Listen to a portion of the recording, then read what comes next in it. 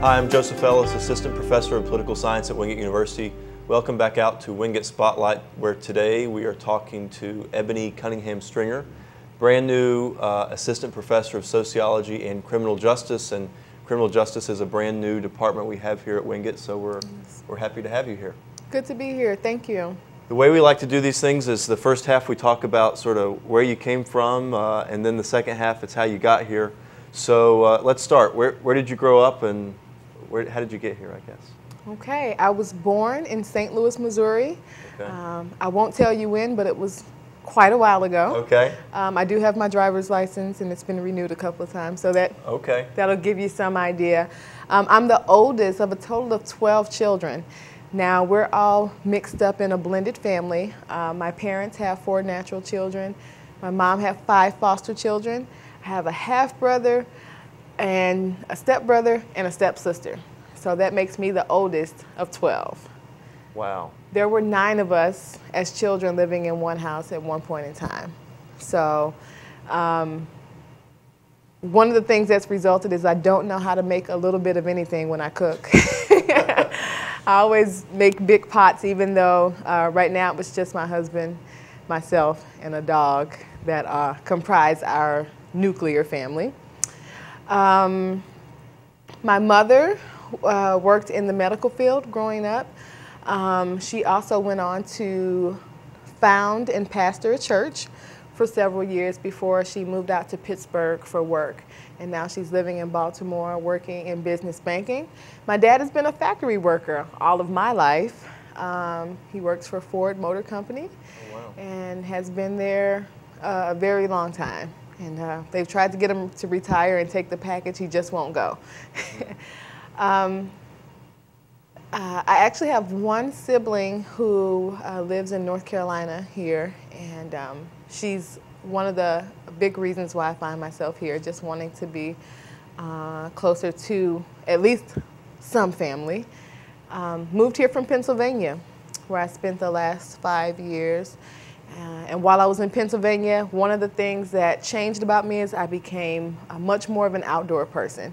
Oh, wow. Pennsylvania is beautiful. You have the mountains. I actually resided in the valley, but there are beautiful mountains that are surrounding the area, so it makes for wonderful hiking and fishing and all those wonderful things that people like to do outdoors. It's actually quite beautiful this time of year because of the fall foliage. So. And I think you know at least a little something about that. Sure, you spent some time in Pennsylvania is beautiful this time of the year. Yeah. Well, let's go back to your family for a second, and I don't want to put you on the spot, but can you name those 12 siblings, those other 11 siblings? I can. Okay, let's give it a shot. So Ebonie's the oldest. I'm the oldest. Okay. Beneath me is Raynisha. Okay. Then you have the first set of twins, Matthew and Marlissa. Okay, so there's 4. Then you have Yamada, who is the youngest of my foster brothers, Corey. Then I have my stepbrother, Gino. Then I should have kept count. I have 7 now. Stepbrother Gino, half-brother Corian, stepsister, her name is Chloe, but we call her Yummy. She's only 1 and she loves to eat. So we call her Yummy.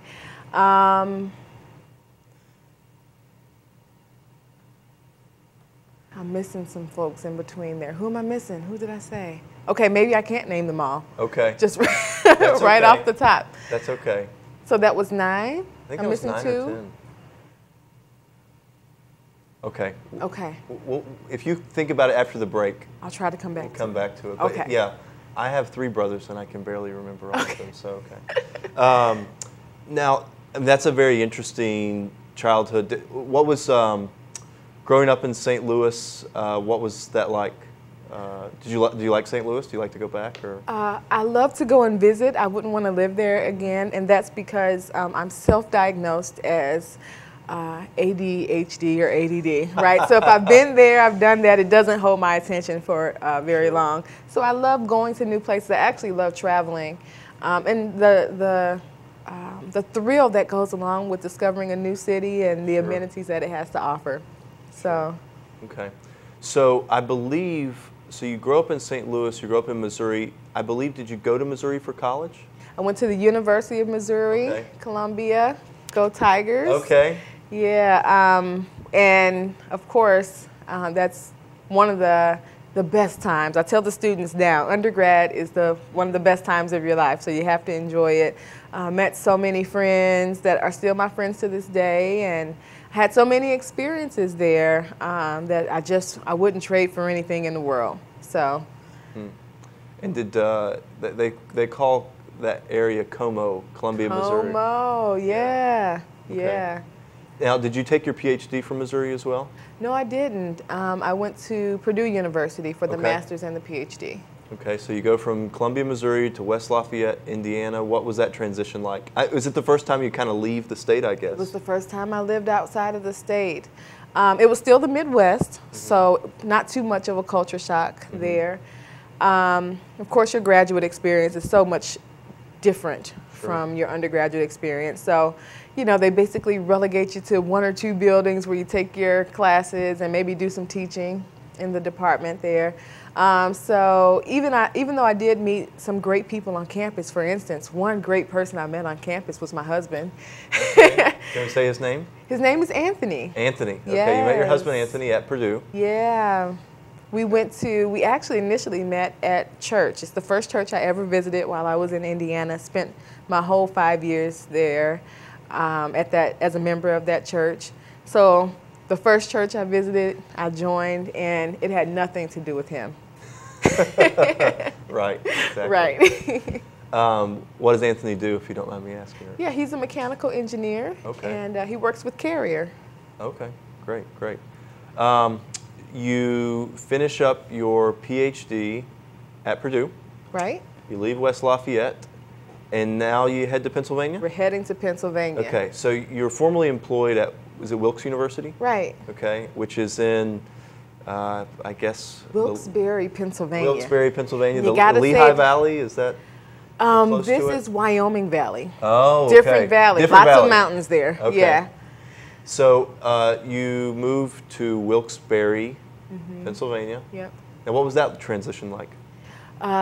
It was interesting. I actually just shared with my students in the criminology class how the neighborhood that I moved into, I thought it was a really neat neighborhood, very close to campus. And within just a couple of months of living there, bad things started to happen in my neighborhood. So I had to hightail it out of there pretty quickly. But once I got settled in the right place once we got settled in the right place for us, we really enjoyed our experience there. Anthony and I got married and then moved a week after we got married to Pennsylvania. So that was a big transition. Just finished graduate school, just got married, and then just got a new job. And so it was lots of fun, lots of excitement in the air, and ultimately was a great transition. Right. So you grew up in St. Louis, a pretty sizable city, at one time one of the largest in the country. Yes. You moved to Columbia, Missouri, a quintessential college town. You Right. moved to West Lafayette, Indiana, kind of a quintessential college town, I Absolutely. imagine. Yeah. Wilkes-Barre, Pennsylvania, I don't associate as being a college town nor a big city. Right. So, as a matter of fact, the closest big city is about 2 hours away. Philadelphia, you can hit New York City, and some other smaller towns along the way. So yes, even when I lived in Indiana, I could hit Indianapolis in 45 minutes to an hour. Yeah. Depends on, how Or I was Chicago driving. wasn't too far. Chicago was like an hour and a half. yeah. Right, so this was the furthest I had been away from a big city, and getting into these big cities that I now had access to was quite a to-do. So we know that the driving time was 2 hours, but when you account for traffic and things like that, Not to mention the tolls. and the tolls, it really could take up a lot of your day. So I made trips like that maybe once a month.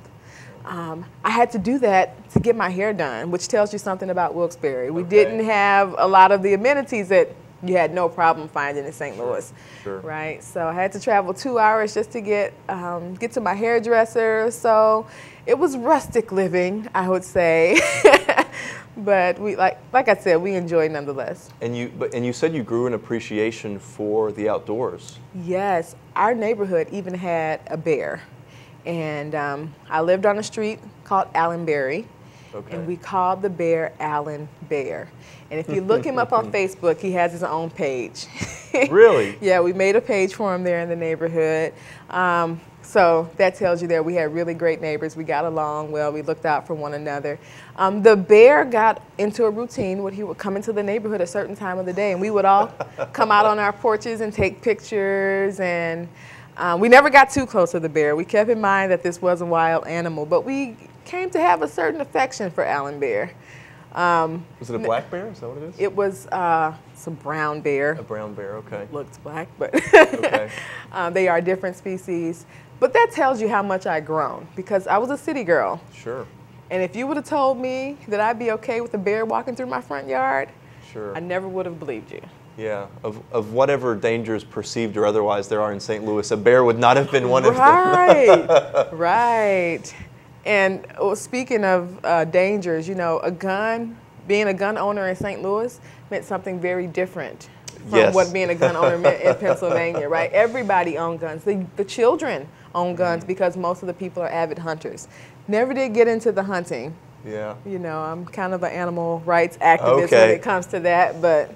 Sure, sure. You leave Wilkes University Yes. and you transition to Wingate University. You obviously liked it there, but why the transition? Wanting to get even closer to family. Now, I didn't have any family in Pennsylvania. The closest family was 3 hours. I mentioned that my mom lives in Baltimore now. So I have goo gobs of family here in North Carolina. My family's roots trace themselves back to a little place called Polk County in Rutherfordton County. Sure. And so I still have a lot of family here that we've kept in touch with. And a lot of those family members are around my stage of life and age in life. And so I thought it'd be neat to kind of come home in the entire family, you know, regard. And Sure. I haven't regretted that decision thus far. Yeah, a lot of Southerners made the migrations to the St. Louis's and Chicago's and Detroit's. I had a lot of family members that did that, but now you're seeing sort of a re-migration back south, back home, I guess you could say. And it feels like home. You know, it's something about when you come back to the South and you know that's where your roots are, it automatically feels like home. Doesn't feel like much of an adjustment, especially since we've kept in touch and visited throughout the years with the family here. Sure, sure. Well, let's, if we could, Ebonie, let's take a stop here. This is a good stopping point. Okay. We know now that you have moved from St. Louis to Columbia, to West Lafayette, to Wilkes-Barre, now to Charlotte, North Carolina, or Wingate, North Carolina. And let's pick it up there when we come back after the break. I'm Joseph Ellis, Assistant Professor of Political Science at Wingate University. I'm joined today by Ebonie Stringer, Assistant Professor of Sociology and Criminal Justice at Wingate University. We'll come back right after the break. Thanks.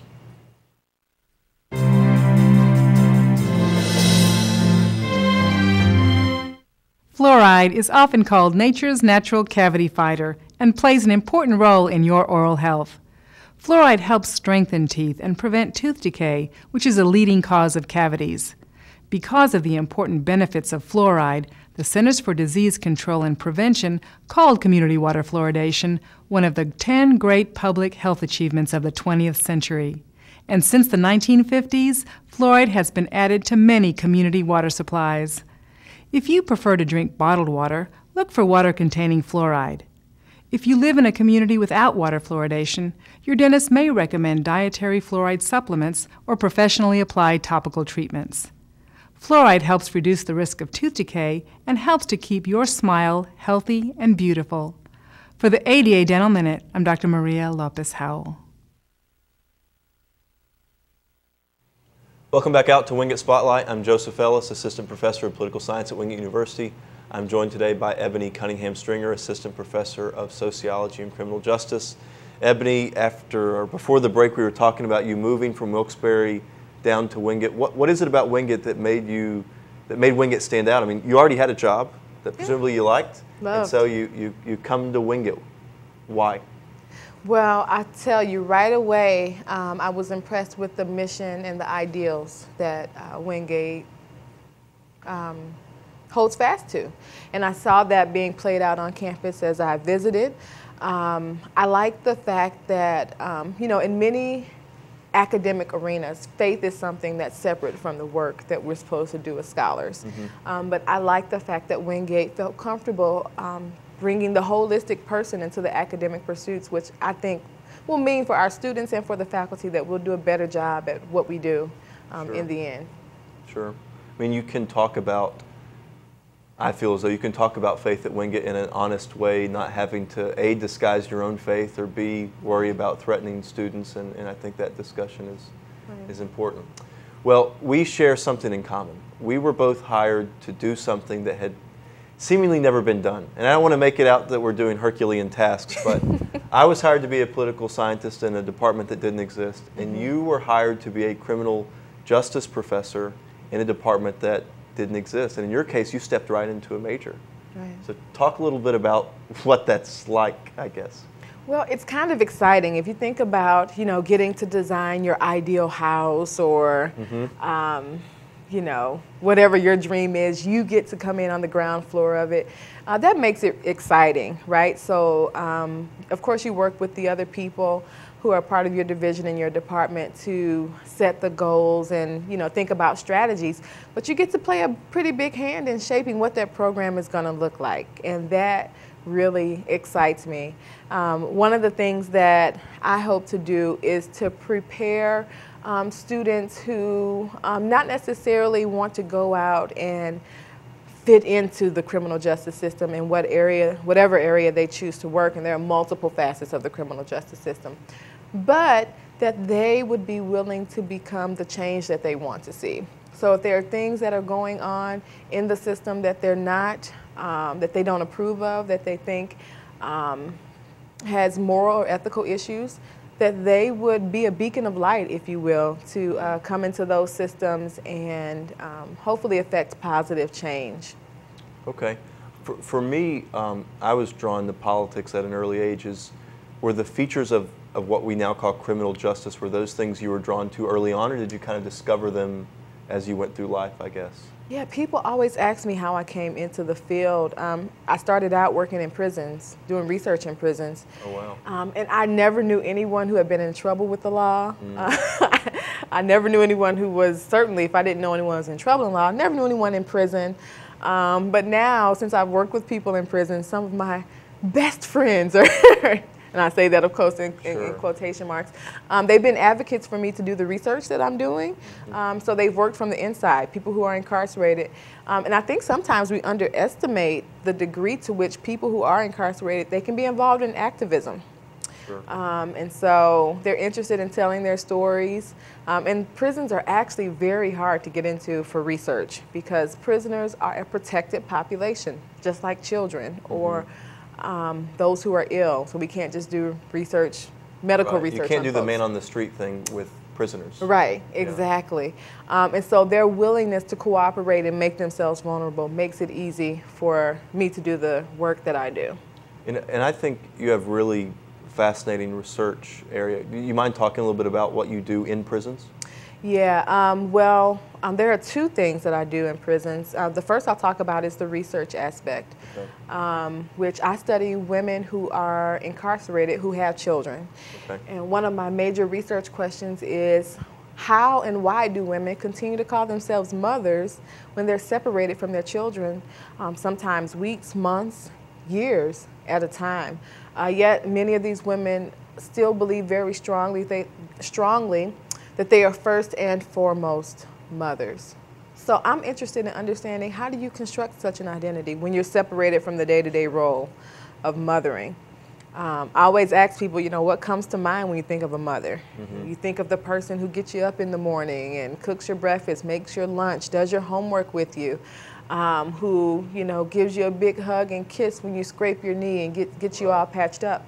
Well, these moms aren't able to do that, but they are phenomenal in many regards. They kind of have a very traditional idea of what it means to be a mother. So many of our moms may have prepared after-school snacks for us when we came home from school. Of course, that's changing because a lot of moms are working now. But these moms will do things like make cookies in the microwave or candies in the microwave, ship them off to their kids so that they can have them every day for an after-school snack. Sure. an alternative way to doing that job of mothering, allows them to keep their mommy status and allows their children to continue to feel loved and cared about. Because clearly being a mother has biological implications. I mean, you're always a mother in that sense. Right. But being a mother also is constructed. I mean, there are things that you do that make you, well, the expression motherly, right, so to speak. Yeah. And those are things that would be difficult to do if you're in prison for whatever reason that may be. Yeah, they do a lot of things. For instance, they keep in touch with their children's teachers. They write their teachers letters, and if there's a parent-guardian conference going on, they want to be called in on three-way so they can hear what's going on. Sure. And depending on the caregiver, they can actually exercise a great degree of power in their children's lives. So if that caregiver, whoever's caring for the kids while mom is away in prison, if that caregiver believes in that relationship and wants to see it flourish, mom can really have much more leeway in staying a part of her children's lives. That's interesting. I know you focus exclusively on mothers. Did you ever come across fathers who are doing any of those things, or? I haven't done a lot of research on fathers. One of the things that we do know is that when dad goes to prison, usually mom steps up and takes care of the children. Mm-hmm. But when mom goes to prison, sure, usually it's not dad that we see stepping up. So it's a totally different dynamic. And I also have an interest in women's studies, which is why I kind of lean towards the mothers. Sure. So, I mean, but the dynamic of a woman being in prison is different from a man because of the things that happen on the outside, yeah, as much as they do on the inside. That's absolutely interesting. Are you able to bring your experiences in prison research and what you've done there into the classroom, and are the students receptive to those things? I mean, oh, I try to share as much of that research as possible, and also I've taken students to prison. I've taught classes in prisons in Pennsylvania, and I'm part of the Inside Out program, which is a pedagogical practice that allows us to take students who are in a traditional college setting into a prison for classes. We hold those classes once a week, and we run them just like we would any college class here on campus. And you would be surprised, perhaps, at how much those inside students, the ones who are incarcerated, how much they thrive, how much they contribute. And a lot of the outside students are very apprehensive. Outside students, the kids who are the students who are in the traditional programs. Sure. But those barriers, we go through several exercises to break those barriers down, and by the end of the semester, we are in tears when we have to go our separate ways. Sure. Well, I imagine, our traditional students sometimes see class as an inconvenience. It gets in the way of college. Right. And for the prisoner, that class might be like the thing for the day. Absolutely. Yeah. I can't tell you how much they say we look forward to it. Anytime you go into a prison, you have to come under the prison's rules, and so sometimes we would go in for class and the prison be locked down. Lockdown means nobody can move in or out or around the prison compound, which means we can't come in to do our class. And the students would write letters and reflections about, how much that took away from their whole week, because they had been looking forward to it all week. Sure. That's great. Tell, if you could, if we can maybe backtrack a little, what is it that you can do with a criminal justice degree? Because I think most people think you become a cop or you work for the FBI, and certainly you can do those things, sure, but what else can you do with a degree in, let's say, criminal justice? Yeah, I mean, you could work with the victims of crime, and there's a real need for that. We know that society as a whole is victimized whenever a crime is committed, but the individuals who are directly impacted by crime, you can work with those folks to help to get them whole and restored and hopefully back into the swing of things. You can work in rehabilitation for those who have come into contact with the law. So if you want to work in drug and alcohol counseling, if you want to work in job training, all of those are viable options. There is a need right now, even for medical professionals, to have some training in criminal justice. So if you wanted to, say, work within a prison as a nurse or a doctor or a physician's assistant, you would benefit from some criminal justice training. So maybe a minor would be appropriate. Sure.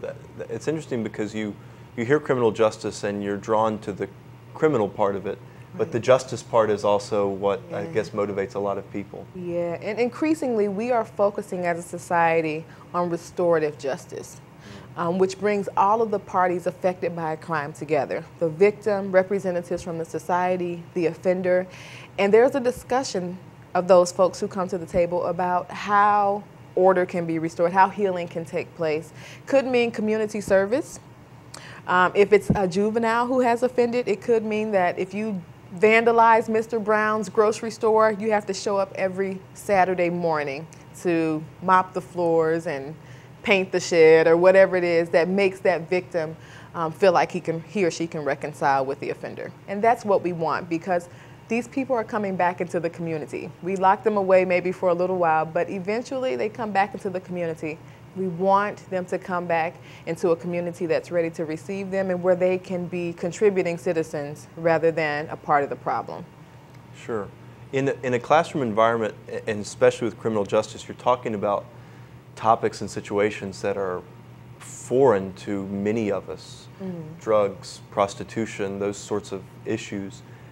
Are students receptive? Receptive is the wrong word, but how does a student that has no familiarity with any of those things, and most of us I would imagine don't, how do they then interact with a topic like that in a class per se? Well, first of all, it is a shocker to many of us how much knowledge students do have, because they themselves have been victimized, they themselves have been involved. Or they know someone who has been. And it's always a surprise when students, especially on anonymous reflection papers where they can share things that won't be shared with the class, they can just share with me. Sure. We have so many different experiences and backgrounds that are represented among us that it may surprise many of us. Wow. And I'm sure that we can think of instances when we've been impacted by crime. We've been victimized, someone's stolen something for us, someone's keyed our car, whatever it is.